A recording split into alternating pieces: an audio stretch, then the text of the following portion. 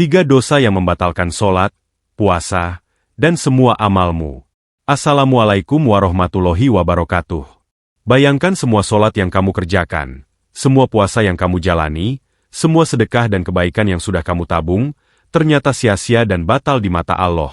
Itu bukan sekadar menakutkan, tapi sebuah kenyataan pahit jika kita terperosok ke dalam 3 dosa besar yang akan kita bahas hari ini. Dosa yang kekuatannya mampu menghapus semua catatan amal baik kita.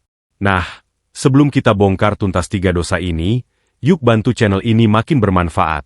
Jangan lupa like video ini, komen dengan Masya Allah atau Amin, subscribe, dan yang paling penting, aktifkan lonceng notifikasi supaya kamu nggak ketinggalan konten-konten Islami lainnya dari kami. Langsung saja kita mulai. Ambil posisi nyaman, dan pastikan kamu dengarkan poin pertama ini baik-baik. Poin 1. Syirik, menyekutukan Allah Subhanahu wa Ta'ala. Syirik, secara harfiah, berarti menyekutukan atau menyamakan sesuatu dengan Allah Subhanahu wa Ta'ala dalam hal-hal yang menjadi hak mutlaknya. Syirik adalah dosa yang paling besar dan paling berbahaya. Mengapa? Karena syirik adalah pembatal total bagi semua amal kebaikan, sholat, puasa, sedekah, bahkan keislaman seseorang secara keseluruhan. Jika seseorang meninggal dunia dalam keadaan belum bertaubat dari syirik, maka ia berada dalam bahaya terbesar, karena Allah mengampuni segala dosa, kecuali dosa syirik. Syirik bukan sekadar menyembah patung atau berhala. Di zaman modern ini, syirik hadir dalam bentuk yang sangat halus dan tersembunyi, sering disebut sebagai syirik khafi, syirik tersembunyi. Jenis-jenis syirik modern yang sering terjadi. Syirik dalam uluhiyah, ketuhanan ini adalah kepercayaan bahwa ada zat lain yang berhak disembah, dimintai pertolongan, atau yang memiliki kekuatan untuk memberikan manfaat dan mudarat selain Allah. Contoh, meminta hajat kepada kuburan, keramat, atau pohon-pohon besar, meyakini bahwa jimat atau benda pusaka tertentu mampu mendatangkan kekayaan atau menolak bala. Dampaknya, keyakinan ini menodai hak Allah sebagai satu-satunya Al-Ma'bud, yang berhak disembah, dan Al-Qadir, yang maha berkuasa. Syirik dalam rububiyah, penciptaan dan pengaturan ini adalah keyakinan bahwa ada entitas lain, selain Allah, yang ikut mengatur alam semesta, rezeki, nasib, hidup, dan mati. Contoh, bergantung sepenuhnya pada ramalan bintang, zodiak, sebagai penentu hari baik atau buruk, meyakini dukun atau paranormal memiliki kekuasaan untuk mengubah takdir, atau percaya pada Feng Shui sebagai penarik rezeki mutlak. Dampaknya, mengingkari Allah sebagai Al-Khaliq, pencipta, dan Al-Mudabbir, pengatur, seluruh urusan alam semesta. Syirik dalam asma wa sifat, nama dan sifat ini, adalah menyamakan sifat-sifat Allah yang maha sempurna dengan sifat makhluk, atau memberikan sifat Allah kepada makhluk. Contoh, memberikan julukan kepada manusia dengan nama-nama atau gelar yang hanya pantas disandang oleh Allah, misalnya, Raja segala raja, secara mutlak, atau menggambarkan Allah dengan sifat kekurangan manusia. Dampaknya, merendahkan keagungan Allah yang tidak memiliki sekutu dalam kesempurnaannya. B. Bentuk-bentuk syirik khafi, syirik tersembunyi. Sumpah dengan selain nama Allah, bersumpah demi kehormatan, demi orang tua, atau demi apapun selain Allah. Meskipun terkesan sepele, ini menyamakan kedudukan yang disumpahi dengan keagungan Allah. Menggantungkan nasib pada benda mitos. Percaya bahwa jika kejatuhan cicak akan sial, atau memakai cincin akik tertentu akan membuat bisnis sukses. Ini adalah pergeseran keyakinan dari Allah kepada benda mati. Menganggap kekuatan diri sendiri, menyatakan, saya sukses murni karena kehebatan saya, otak saya, dan kerja keras saya, tanpa mengingat atau mensyukuri bahwa semua ilmu, kemampuan, dan kesempatan adalah anugerah dari Allah. Ini adalah kesombongan yang mendekati syirik, karena meniadakan peran mutlak Allah dalam segala hasil. C. Kenapa syirik membatalkan semua amal? Logikanya sederhana. Ibadah dan amal soleh adalah persembahan total kepada Raja Semesta. Ketika persembahan itu dinodai dengan niat atau kepercayaan yang melibatkan raja-raja palsu, maka persembahan tersebut dianggap cacat total dan tidak sah. Syirik adalah pengkhianatan spiritual yang paling mendalam. Amal ibadah hanya diterima jika pondasinya adalah tauhid yang murni. La ilaha illallah, tidak ada Tuhan yang berhak disembah selain Allah. Kita harus selalu mengoreksi niat dan keyakinan kita. Mintalah segala sesuatu hanya kepada Allah, gantungkan hati hanya kepadanya, dan yakini bahwa tidak ada satupun yang memiliki daya dan upaya selain kekuatannya. Poin 2. Ria, pamer amal, ingin dilihat manusia. Jika syirik adalah dosa yang menghapus keimanan, maka ria adalah dosa yang menghapus pahala dari ibadah tertentu. Ria adalah bentuk syirik kecil, syirkul asghar. Secara bahasa, ria berasal dari kata ra yang berarti melihat, sehingga ria adalah melakukan suatu amalan agar dilihat oleh manusia dan menuai pujian atau sanjungan mereka. Ria adalah penyakit hati yang sangat berbahaya karena ia menyerang amal ibadah dari dalam, tanpa disadari oleh pelakunya. Seseorang bisa saja memulai solat dengan niat ikhlas, namun di tengah-tengah solat, ia melihat ada orang penting yang memperhatikan, lalu ia memperlama rukuk dan sujudnya agar dianggap soleh atau khusyuk. Saat itulah, virus ria telah membatalkan nilai pahala solatnya. A. Klasifikasi dan bentuk ria. Ria, dalam perbuatan, melakukan ibadah fisik di hadapan orang lain agar dipuji. Contoh, memperindah bacaan Al-Quran di masjid ketika tahu ada banyak orang mendengar, bersedekah secara demonstratif, di depan kamera atau halayak, padahal bisa dilakukan secara tersembunyi, atau melaksanakan sholat sunnah di tempat umum agar dibilang rajin ibadah. Ria, dalam pakaian dan penampilan, menyesuaikan penampilan untuk kesan religius. Contoh, mengenakan pakaian yang terkesan sangat sederhana atau lusuh hanya agar dikira zuhud, tidak mencintai dunia, atau menggunakan simbol-simbol keagamaan berlebihan di media sosial hanya untuk citra publik, pencitraan. Ria, dalam ucapan, berbicara tentang ibadah dan amal baik diri sendiri. Contoh, terus-menerus menceritakan betapa beratnya ia berpuasa sunnah Daud, atau berulang kali menyebutkan bantuan yang ia berikan kepada orang lain dalam sebuah obrolan, bukan dalam rangka bersyukur, melainkan mencari pujian. B. Ria, dan dampaknya terhadap amal. Pahala dicabut, ibadah menjadi sia-sia. Ibadah yang dicampuri ria tidak akan menghasilkan pahala di sisi Allah.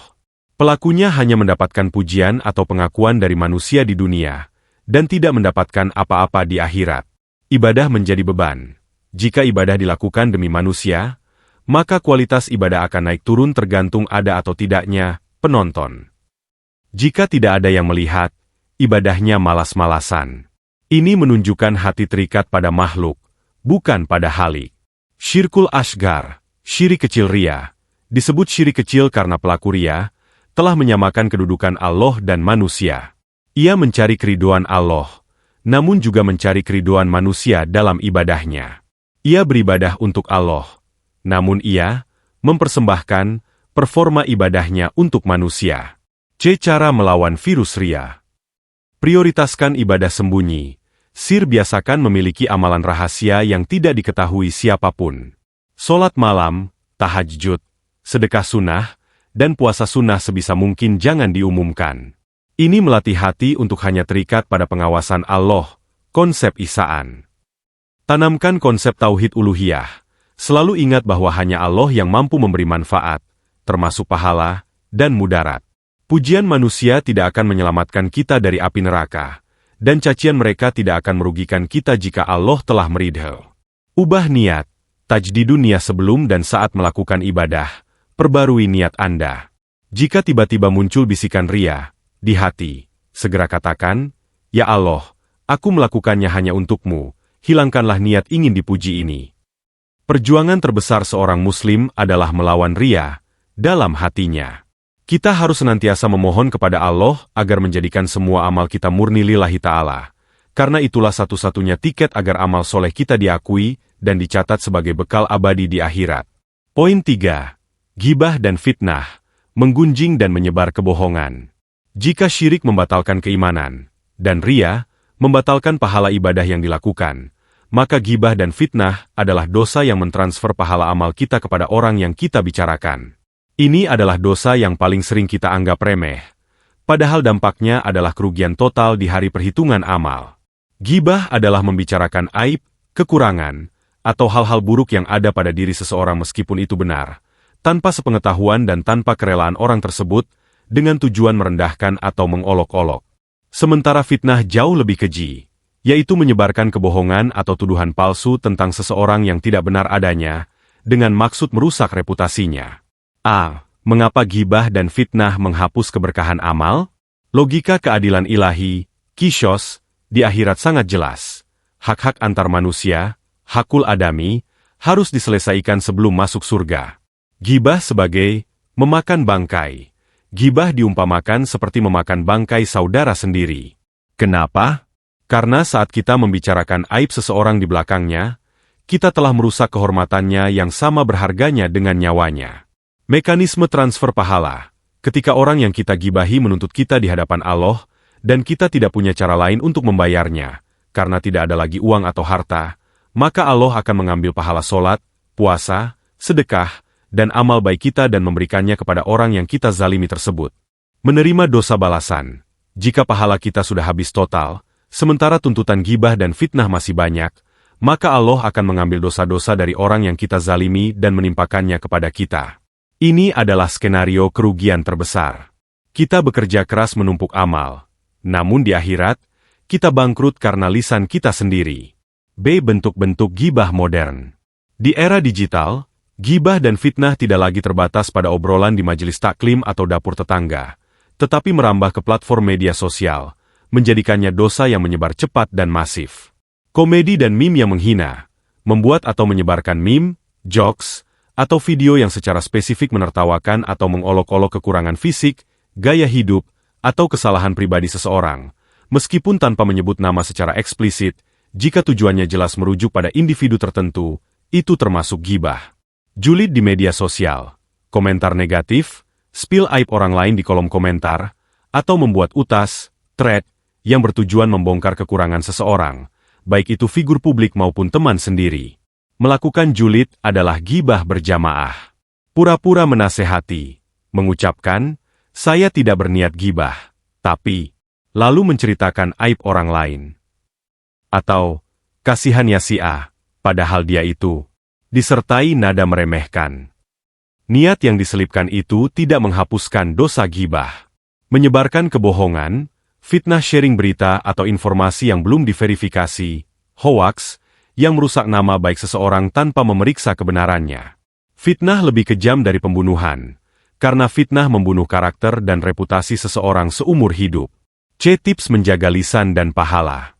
Konsep stop dan filter. Anggap lisan dan jari. Untuk typing, kita memiliki filter 3 lapis sebelum berbicara atau menulis. Lapis 1. Benar apakah yang akan saya katakan itu benar? Jika tidak benar, itu fitnah.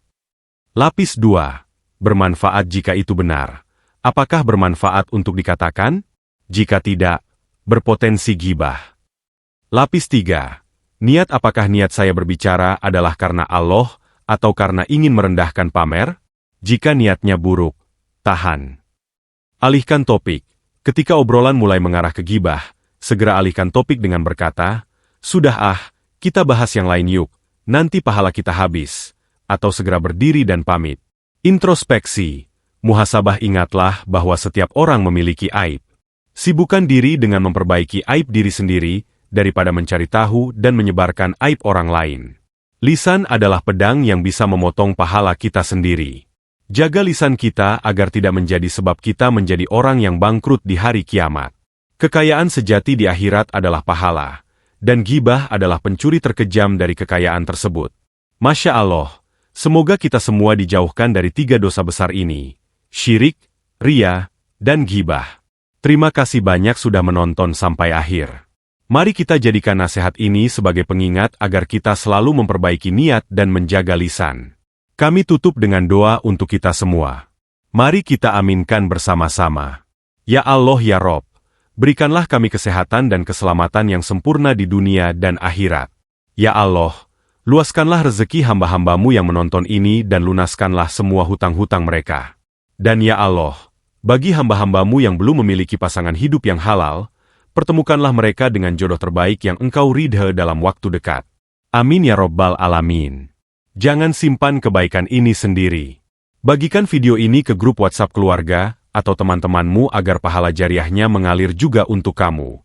Sampai jumpa di konten selanjutnya. Wassalamualaikum warahmatullahi wabarakatuh.